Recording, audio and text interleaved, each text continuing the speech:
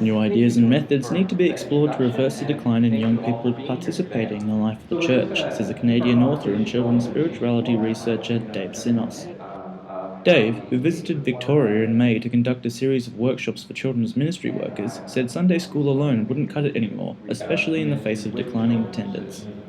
That brings tremendous challenges when we think about how we've done things in the past. And if we're still thinking in terms of Sunday school with multiple ages, then when we have 3 children, that's really almost impossible to do. But despite the challenges, Dave said he was glad to see that the problem had been recognised and some churches had taken steps towards changing how they engage children in faith formation.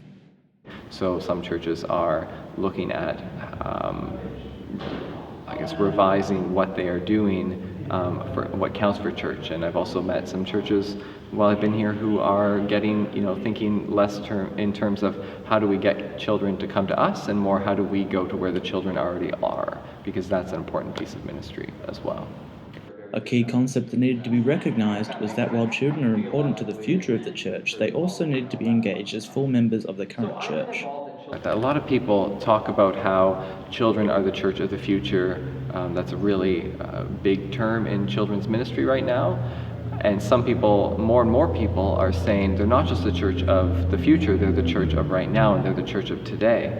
I think that the reality is that they're both. So how do we recognize children as church today, as part of the community of faith, as disciples of Jesus right now, today? But also, how do we recognize that for a lot of people, they represent the future of the church that they love and that they invest energy into? And so children do, for a lot of people, represent this future faith. And that's why there can be this wariness to try new things because, well, what if it doesn't work? And I think because children lack power in our society, it's easy to just say, oh, we need to do things to them or do things for them, when really the value is more about doing things alongside them and recognizing them as full participants in our faith communities, which means they're going to shake things up because if they're full participants, they're going to be invested with power to do that.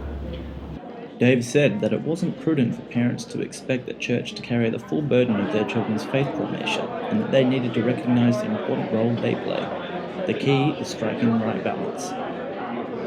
Whether or not they know it, and whether or not we who are ministers in faith communities, whether we know it or not, parents are still the greatest influence on the faith of children.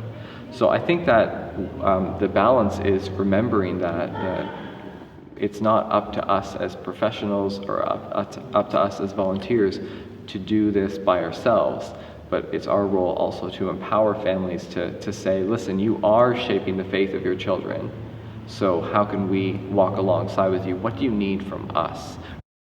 Dorothy Hughes, Children's and Family Ministry Facilitator at the Anglican Diocese of Melbourne, said Dave's workshops were a great way to encourage children's ministry workers not to become disheartened, but to instead begin thinking outside the box. Because Dave comes from a different context and is a different voice into our world, I think that was a great opportunity for people to see that the questions that they have are universal questions, and while that might not solve their problem, I hope that it at least reassures them that it's okay to have those problems and those questions as long as they're prepared to engage with them. We can't just keep asking the same old questions and wanting the same old solutions, that we do have to move forward in our thinking. And there's been a lot of voices into that space, but his is one of the younger voices, and I think that's important too. Dave said he hoped his workshops had helped children's ministry workers here understand that the issue was a complex one that didn't necessarily have a simple answer. I think for so long in children's and family ministry, we have these packaged curricula and these packaged resources that are really helpful, but there are a lot of them out there that give very simple solutions. So it's, people will say, oh, well, we have to do this program, or this worked in that context, and that worked in that context. And if we just do that here, we'll be okay.